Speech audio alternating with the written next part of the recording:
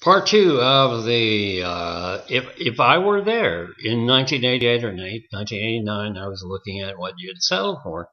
I would have to code the master settlement to just what it is. And this has been going on for 12 years. Okay, my fault. I really had something to do with this.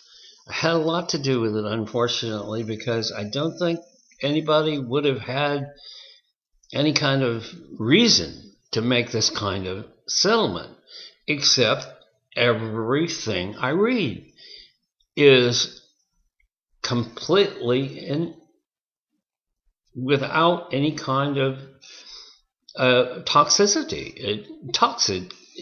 nature or any. It is not associated in any way with anything that's going to hurt tobacco. And so I left off with changing the corporate culture, which, of course, that's an absurdity. What I have seen so far is you have contributed to the corporate culture. And remember, the corporate is an entity by and of itself. And so the entity makes just more money, makes more and more money. Go back and look and see what they were making then, see what they're making now, just for a giveaway. And remember, all of this is supposed to change tobacco in America and to give us an opportunity to see less people dying from tobacco-related diseases. Okay. Now, here I am. I'm sitting back in my coding. I'm looking at this in 1989. Okay, changing the corporate culture. You're not going to change anything.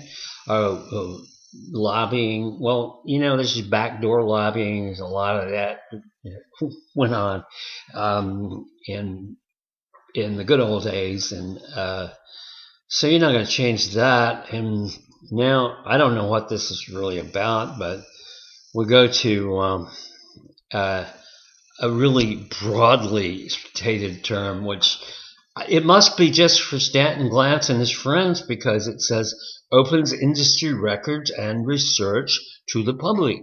Well,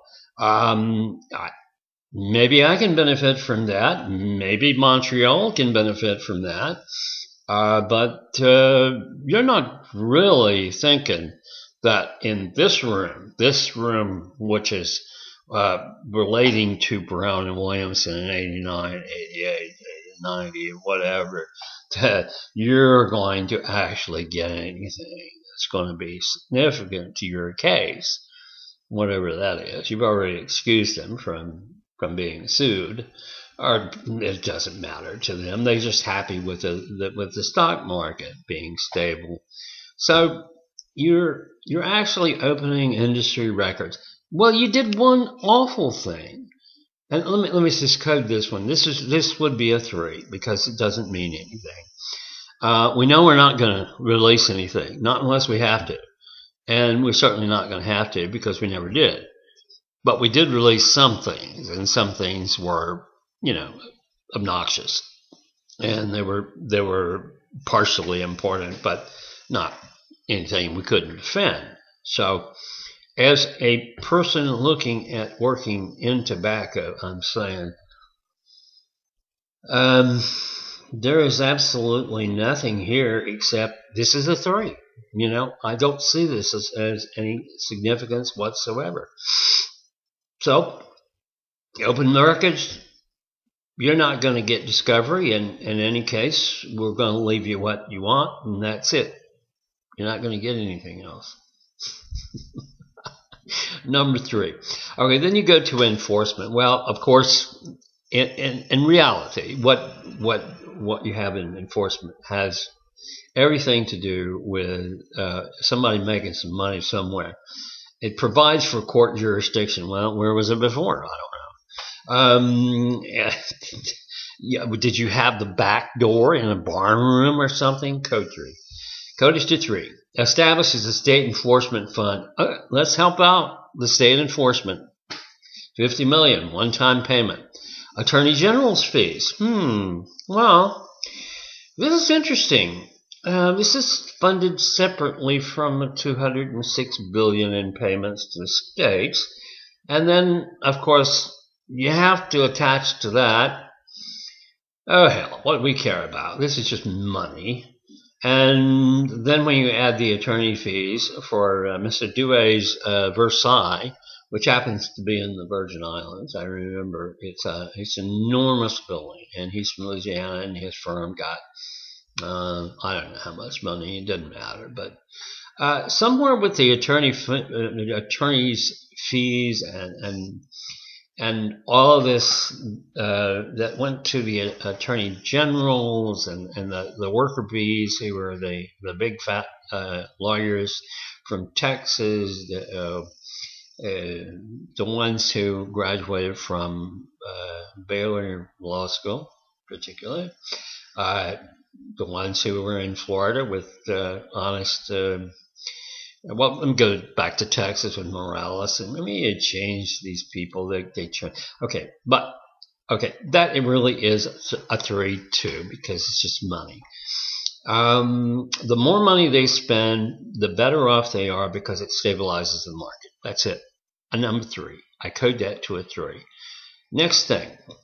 Under the enforcement, requires the industry to reimburse the states for attorney's fees.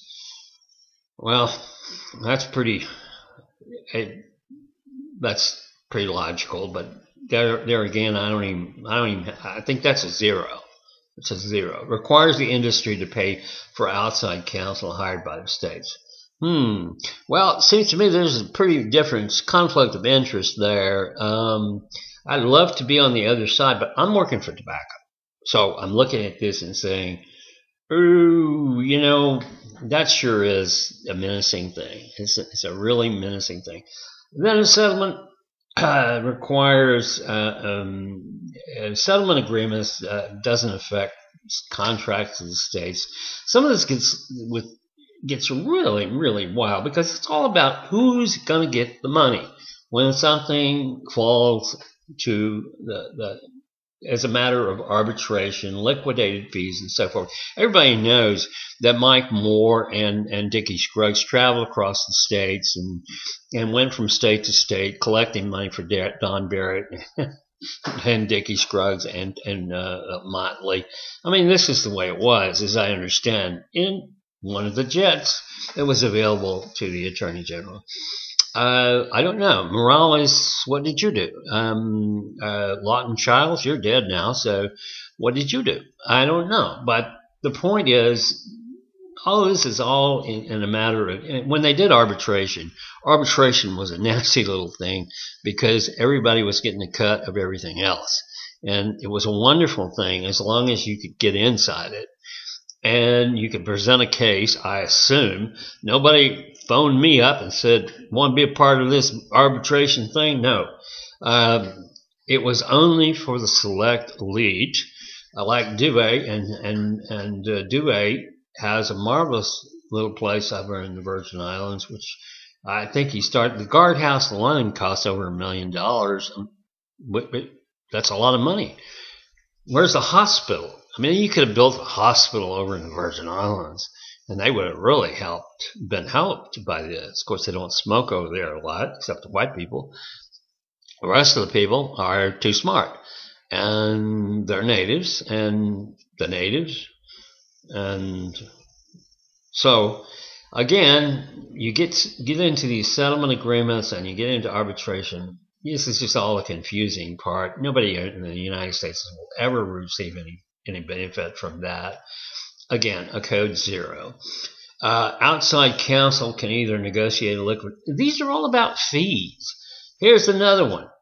Liquidated fee agreements will be paid from $1.25 billion pool over the 4-year period.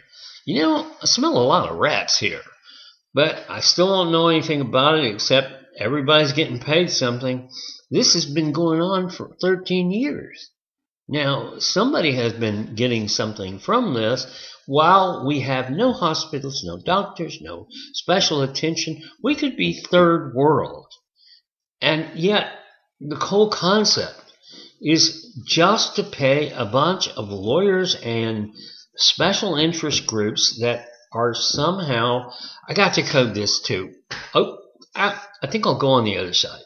Let me go over into the side where the American public is.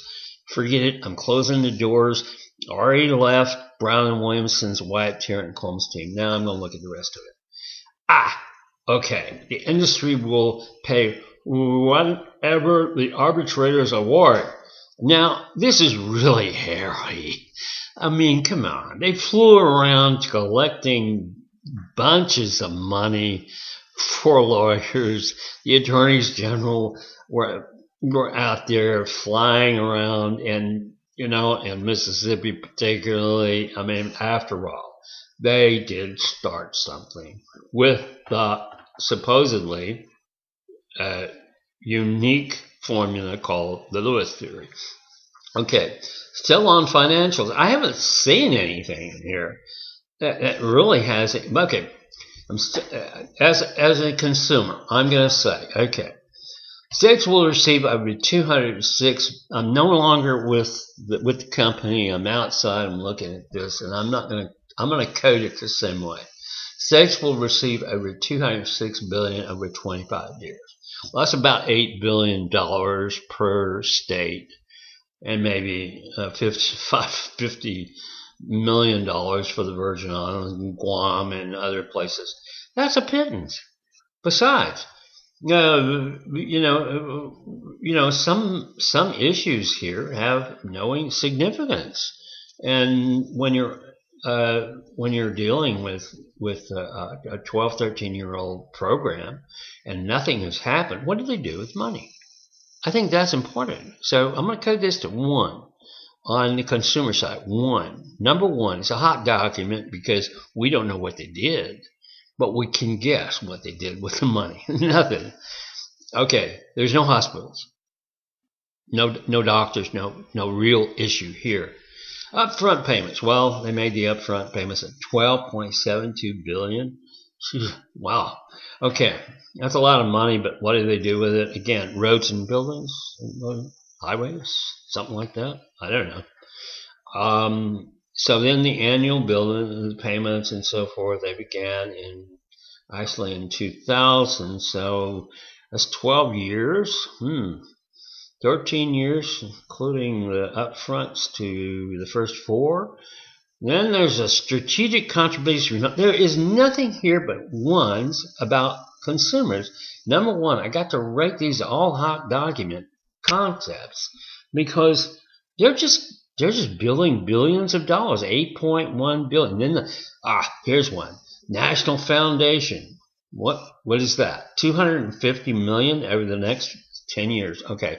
Public Education Fund. Again, I got to, if I were in the tobacco companies, I'd say, shit, that's not going to matter. $1.4 billion. State Enforcement Fund, again, about 50 million. One-time payment. What a pittance. Small amount for security.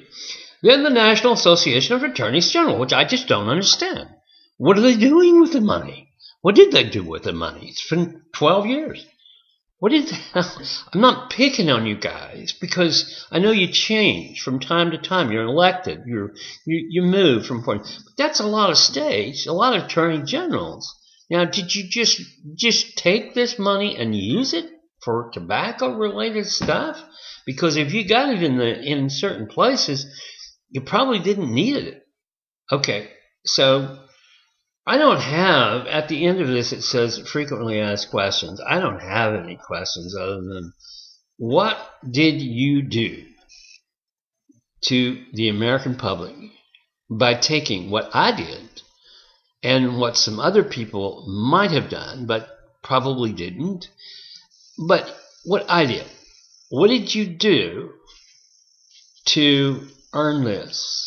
To actually put this into the public as a promising hot issue which would help us. I'm talking about the poor people. I'm talking about the 99% out there who are poor, probably smoking, and usually you find it's poor people. It's very sad. Very sad. I'm ashamed that I contributed and probably was responsible in one way.